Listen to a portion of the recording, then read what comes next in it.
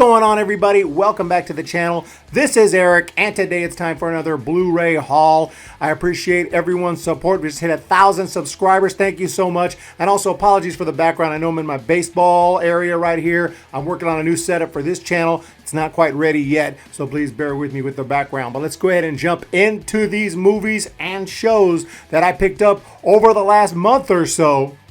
And I'll give quick reviews on the ones I've seen. I haven't seen all of these yet, but it starts with one I have seen called Shot Caller. This movie kicks ass. What an extraordinary idea for a movie. You got just a normal guy. I don't remember his job. I know he's just a normal guy. He has a decent profession. He's making a nice living. He's got a wife. They go out for a night, just with a couple of friends, and has a little bit too much to drink. But, it's not like he's fallen over drunk. But, he had some drinks. And then on the drive back home, he gets in a car accident. And one of his friends is killed in that car accident. And now he is going to get charged and sent to prison for manslaughter. And from there, things go insane in prison. He has to learn how to survive. And, he continues to become institutionalized, whatever you call it, there in prison, and then ends up basically becoming a lifelong criminal and just completely changes his entire persona here being in prison. And it's a really interesting movie. Crazy stuff happened. I won't get into anything else on this movie because I think you should check it out. Shot Caller. I freaking loved this movie. It is freaking awesome. And that takes us to House of Cards Season 2. I am almost done with Season 1. I haven't yet finished Season 1. Season 1, I think, was on my last Blu-ray haul. And I enjoyed it enough to pick up Season 2. Okay? Really love Kevin Spacey as an actor. Okay? I don't know about his personal life. I know that he's pretty much canceled from Hollywood and everything like that. But as far as just his movies and shows, I've always enjoyed his acting. So this character here is a lot of fun, and the first season was really, it got better as it went along. At first I was like, I don't know if I'm into this here with the politics and just trying to follow everything, but as it went going, I really got into it. And here, as we're wrapping up Season 1, I know that I'm going to be ready to jump right into Season 2 for House of Cards. And I could do a review of Season 1. I'll think about that. I'm not sure. This movie's called End of Watch. Maybe you never heard of this movie. It's kind of awesome. This movie came out like 10 years ago. Cops out here just doing their job, but of course, police officers, you never know what's going to happen out on the job, and you pull over anybody, anything can happen. You pull over drug dealers, and it's a routine traffic stop. They may not know that, and then things can go insane, and that's what this movie's about. It's kind of from the point of view of the police officers, so it's a really interesting movie. It's a different type of movie, and you always appreciate something a little different, but it is pretty entertaining. I haven't seen it for a long time, and I'm looking forward to checking it out again. End of Watch. It's pretty freaking awesome, and I believe it's from the writer of Training Day. So if you like Training Day with Denzel, this is from the writer of Training Day, and it is, I don't know if I'd say freaking awesome, but it is a great film, at least. Maybe freaking awesome. I don't remember if I did this one on my last Blu-ray haul. I don't think so. I picked this one up right during when I did my last haul. I think I may have picked this up the day after I did that video. It's Rambo Last Blood. Got to do a Rambo series on this channel. This movie here, somewhat disappointing as the last movie. It's called Home Alone, Rambo, setting up the traps, but I found it to be entertaining. I love pretty much every Rambo movie to a certain extent, but this movie right here, Last Blood, is pretty damn good, and not one of the best in the franchise. I don't know if it's the worst in the franchise, but the thing about this franchise is there's not really any, as far as in my opinion anyway, that I recall, there's not any just total trash throwaway. Just kind of like Rocky. Yeah, you got Rocky 5, but Rocky 5 is not complete trash or anything. At least I don't think so. Some may disagree. But they're all very watchable. Rocky 5 is watchable. Rambo Last Blood is definitely watchable. Here we have one called Trauma Center. I picked this one up for one reason only. And you know what? Respect to Bruce Willis. Boom. Respect to Bruce Willis for an amazing career. He has had to retire from acting because he has aphasia. So thinking about Bruce Willis, he is a legend in Hollywood. I know that he has been making a million movies, and I know they're not all great. And I know sometimes he just kind of mails it in, and he's not giving the most passionate performance. We all know this, but he's still a legend, and I decided to pick up one of his more recent movies that I thought might be decent, and I'm going to give this one a shot. I haven't seen it yet. I'm going to give it a shot.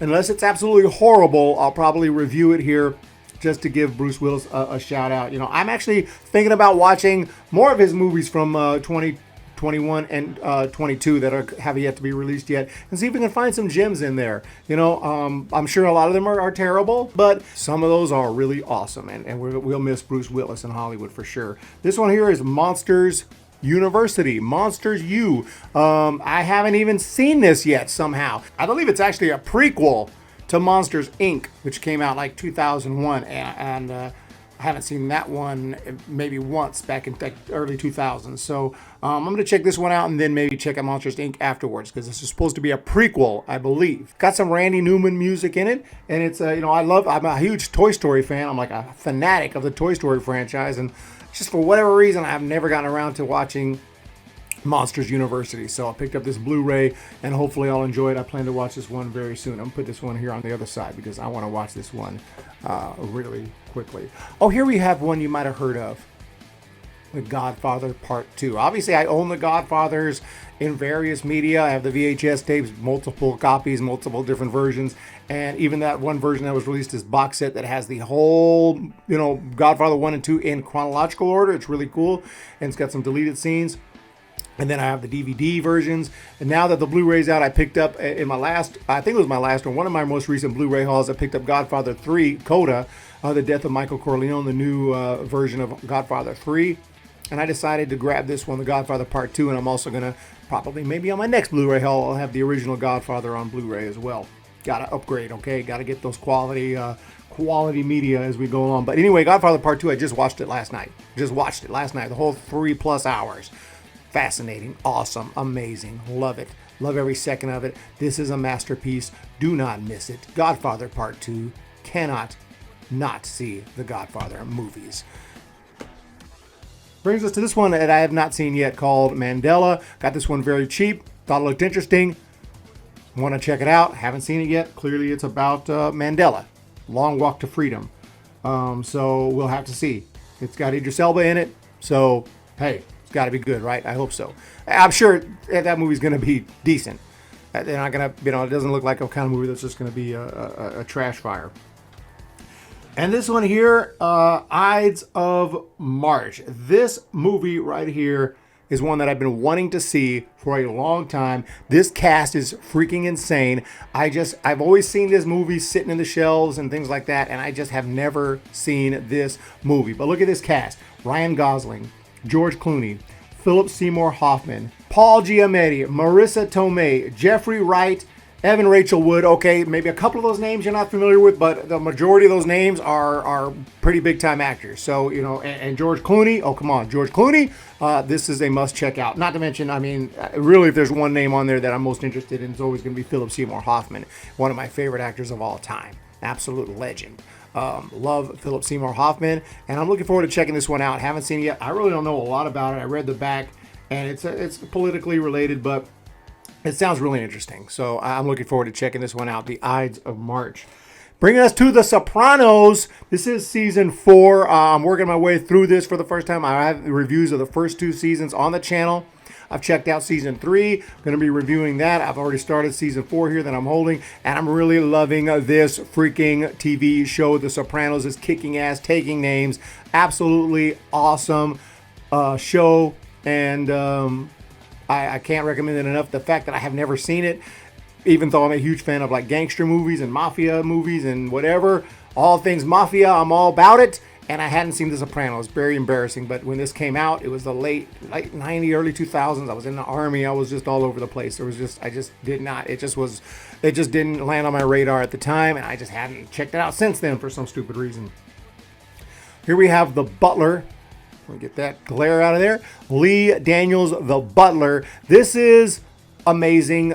This is like the true story of Forrest Gump, even though they did change the name. This is based on a real life human being who was a butler at the White House through various administrations.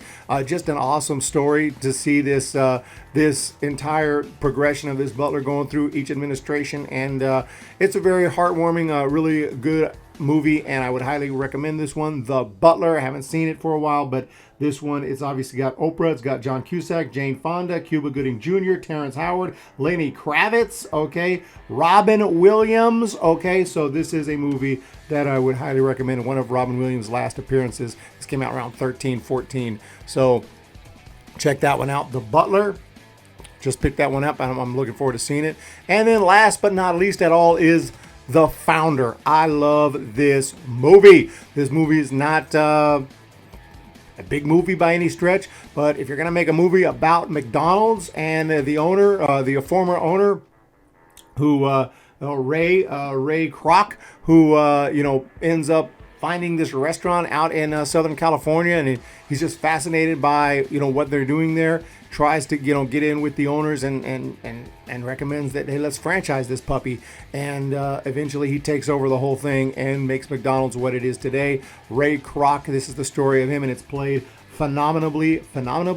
It's played very well. There's no way that's a word, by Michael Keaton. He is phenomenal in this movie as Ray Kroc, and I really enjoyed this film. I think they did a great job of translating the real life story onto the film. Yeah, I'm sure they took several liberties in this. I'm not saying it's 100% accurate, but even though you follow Ray Kroc and he's your protagonist, for so to speak, he's not really I know there's a word for an anti-hero or whatever. He's not the greatest guy that you look up to as you follow him along, but you do understand how he made McDonald's so successful. It is a kind of a cutthroat type, but sometimes you root for him, you kind of like him, you kind of sympathize with him, you feel his struggles and everything, but at the same time you also see why McDonald's became what it is. It's a really cool movie. I really enjoy this. I've seen this movie several times. I've watched it streaming and stuff, watched it on Vudu, but they put ads. I finally said, you know what, I need to just get the freaking Blu-ray for this puppy, and so I got it here so I can watch it anytime I want. Physical media is the way to go, ladies and gentlemen, and there you have it. That is my Blu-ray haul for the month of April. You guys, let me know if you've seen any of these and what you think. If you've seen any of the ones I haven't seen and what you think. House of Cards Season 2, looking forward to it. You guys have a great day. Thank you so much for your support. I really appreciate it. And we will talk to you all next month with the next Blu-ray haul. See ya.